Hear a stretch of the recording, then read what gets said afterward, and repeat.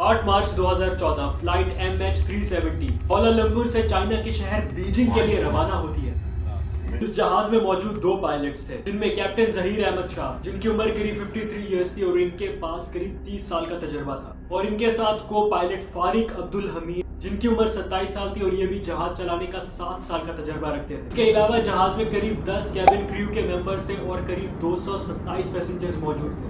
1:20 पर यह जहाज अपने सफर का आगाज करता है। दोस्तों, सब कुछ एकदम परफेक्ट चल रहा था और जहाज करीब 35,000 फुट की बुलंदी पर उड़ रहा था।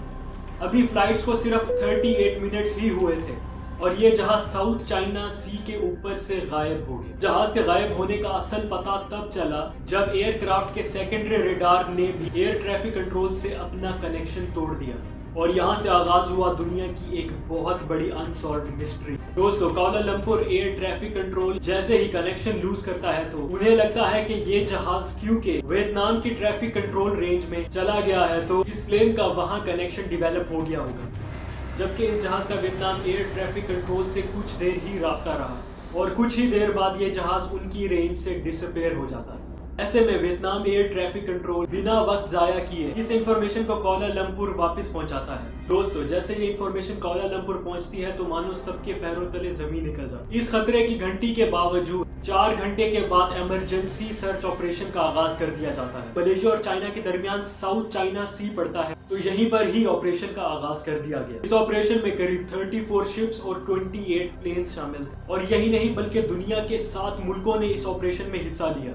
दोस्तों, 4 दिन की लगातार मेहनत के बाद भी ये जहाज बिल्कुल नहीं मिला। सबसे ज्यादा हैरान करने वाली खबर तब मिलती है जब मिलिट्री रडार ये इंकशाफ करता है कि उन्होंने इस जहाज को आखिरी मर्तबा डिटेक्ट किया था, मगर चाइना सी की तरफ नहीं बल्कि ये जहाज अंडमान और निकोबार आइलैंड्स की तरफ जा रहा था। इस खबर ने इस मिस्ट्री को सॉल्व करना मजीद मुश्किल कर दिया। कुछ दिनों के बाद एक और खबर मिलती है कि इस जहाज ने सैटेलाइट से अपना कनेक्शन डेवलप करने की बहुत कोशिश की, मगर वो सैटेलाइट पर लॉग इन नहीं हो पाया और करीब 7 मरतबा ये जहाज इसी कोशिश में लगा रहा, मगर सैटेलाइट से भी इसकी एग्जैक्ट लोकेशन को ट्रेस करना बहुत मुश्किल था क्योंकि इसके पायलट लॉगिन करने में फेल हो चुके। तो ऐसे में कुछ एक्सपर्ट्स ने एक तरीका सोचा। उन्होंने आइडिया दिया कि जब जहाज ने सैटेलाइट से अपना कनेक्शन डेवलप करने की कोशिश की होगी तो सैटेलाइट का एंटीना उसी तरफ मुड़ गया होगा। तो ऐसे में क्यों ना ये जाना जाए कि जब जहाज उनसे कनेक्शन डेवलप कर पा रहा था तो उस टाइम सैटेलाइट का एंटीना किस तरफ था। तो दोस्तों, ऐसे में इस एरिया को मालूम कर ही लिया गया।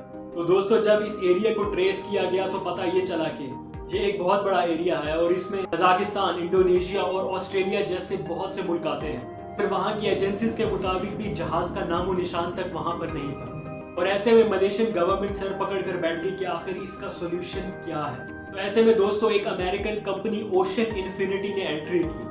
उस कंपनी ने मलेशियन गवर्नमेंट के साथ राब्ता किया और एक कॉन्ट्रैक्ट साइन किया कि वो जहाज को ढूंढ निकालेंगे और अगर उन्हें जहाज नहीं मिला तो वो $1 भी चार्ज नहीं करेंगे। इस कंपनी के पास एक से बढ़कर एक सबमरीन थी और ये अंडर वाटर में बहुत एक्सपर्ट माने जाते थे। ये कंपनी भी बहुत दिनों तक डीप डाउन ओशन में जाके ऑपरेशन करती रही, मगर इन्हें भी जहाज बिल्कुल नहीं मिला और आखिरकार इस कंपनी ने भी हिम्मत हार ली और गिव अप कर दी। दोस्तों, ये एक ऐसी पहेली है, इसको जितना सॉल्व करने की कोशिश की जाए उतने ज्यादा सवाल खड़े हो जाते हैं। आज तक इस दुनिया को ये नहीं मालूम कि आखिर वो जहाज कहाँ पर है, जबकि टेक्नोलॉजी बहुत तरक्की कर चुकी है। दुनिया के पास बेहतरीन टेक्नोलॉजी है और सैटेलाइट्स भी। बावजूद इसके भी दुनिया आज तक ये मालूम नहीं कर पाई कि ये जहाज कहाँ पर है। दोस्तों, आपको क्या लगता है कि इस मिस्ट्री को सॉल्व करने का सबसे बेस्ट तरीका क्या है? आप अपनी ओपिनियन कमेंट सेक्शन में बताना ना भूलें और अगर वीडियो पसंद आई है तो चैनल को सब्सक्राइब करना बिल्कुल ना भूलें।